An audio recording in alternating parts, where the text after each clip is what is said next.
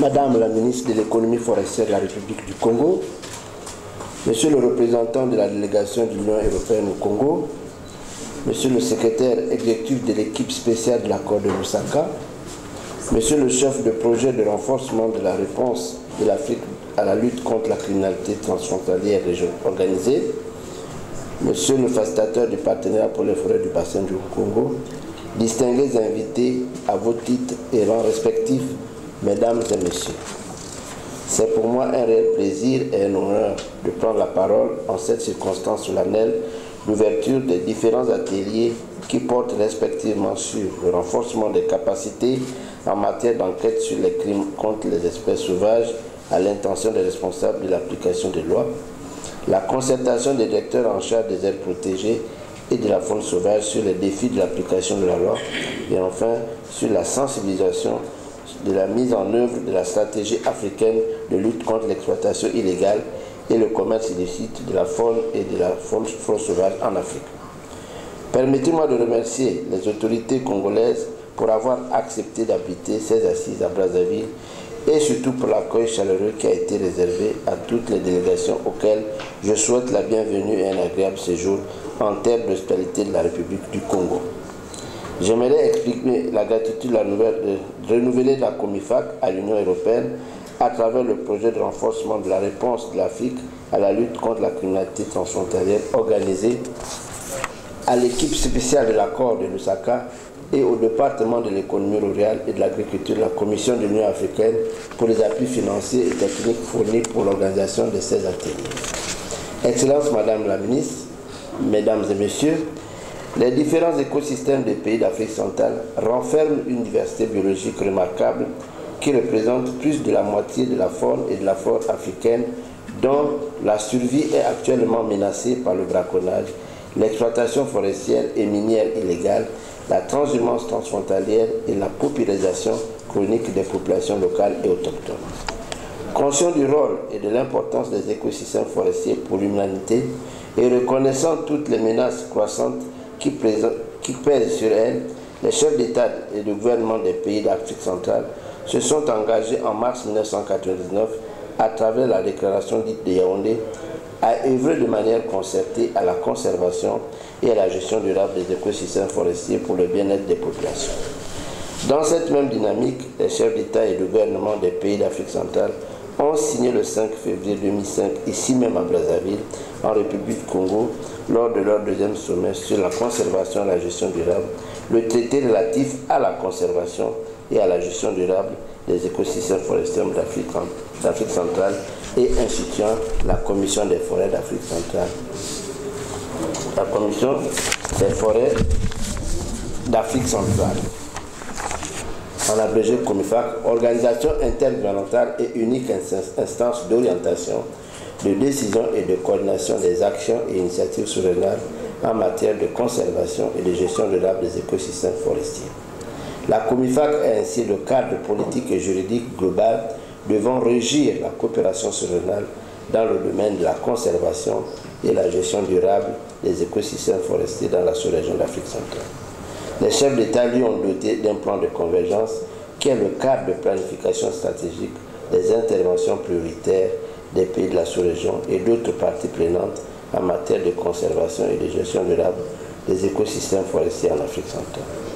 Excellences, Mesdames et Messieurs, le braconnage et le commerce illicite des espèces de la faune sauvage vivante ainsi que de leurs produits connaissent une augmentation fulgurante en Afrique centrale du fait de la demande sans cesse croissante en espèces et produits fauniques au niveau international. Dans le cadre de la mise en œuvre de son plan de convergence, la Comifac et ses États membres, avec l'appui financier et technique de leurs partenaires,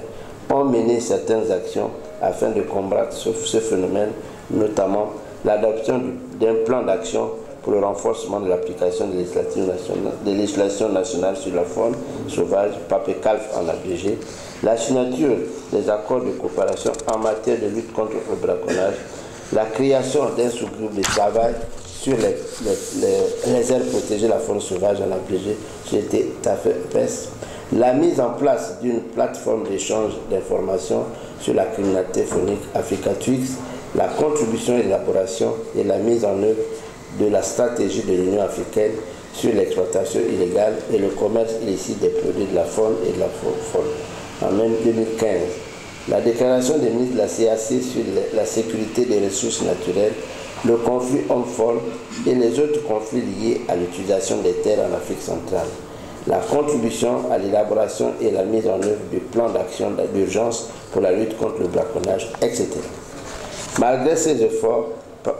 consentis par les pays membres de la COMIFAC pour la conservation de la biodiversité et la lutte conjointe contre la criminalité faunique, force est de constater que le braconnage, qui est aujourd'hui considéré par le Conseil de sécurité des Nations Unies comme une menace réelle de paix et de sécurité en Afrique centrale, reste un grand défi à relever au regard des récents actes de braconnage perpétrés dans le parc national de Bouba-Djida, où 6 éléments de l'armée camerounaise et 2 gardes villageois ont perdu la vie, et aussi le massacre de plus de 20 éléphants dans la réserve de la faune de Bender-Léré, dans la région du Mayo-Kébi, ouest du Tchad.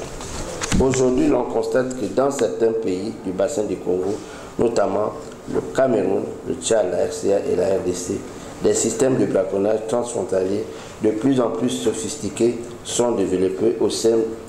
desquels sont parfois impliqués les groupes de pasteurs transhumants armés. Ces modèles de prédation criminelle organisée qui ont pris place dans la sous-région requièrent dès lors des réponses concertées au plus haut niveau politique et une coopération accrue associant les forces de défense et de sécurité des pays concernés et les services des aires protégées, tant au niveau national que transfrontalier. Les écogrades ne peuvent plus agir seuls contre ces menaces. Il est indispensable qu'ils reçoivent l'appui de l'armée et des forces de l'ordre des différents pays concernés. Ainsi, nous saluons l'appui financier de l'Union européenne pour la tenue de ces assises dont les résultats vont à coup sûr contribuer à l'atténuation de ce phénomène. Je saisis la présente occasion pour exprimer au nom de son Excellence M. Jules Doré Ndongo, ministre de la Forêt et de la Faune du Cameroun, président en exercice de la COMIFAC,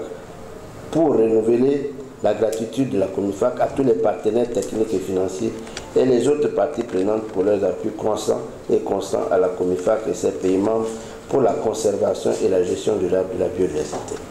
Ces assises sont très pertinentes pour notre région dans la mesure où elles visent, entre autres, à établir une compréhension commune des défis en matière d'application de la loi, à partager les expériences, à formuler et à faciliter l'exécution d'actions concrètes visant à combattre la chaîne criminelle des espèces sauvages, du braconnage au commerce illicite des espèces sauvages sous forme de trophées, d'individus et de dérivés dans la sous-région ou ailleurs. Ainsi, je vous exhorte à participer activement aux échanges et à traiter avec professionnalisme tous les points inscrits à l'ordre du jour de nos assises. Sur ce point, c'est sur cette note pleine d'optimisme que je souhaite plein succès à nos travaux pour que vive la coopération internationale, la coopération sous-régionale, la COMIFAC et ses pays membres. Je vous remercie pour votre aimable attention.